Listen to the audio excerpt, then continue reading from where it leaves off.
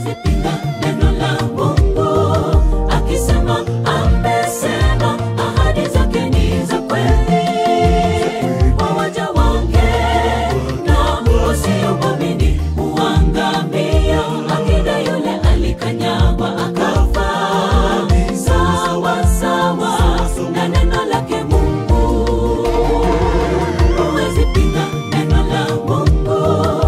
Akisema amesema,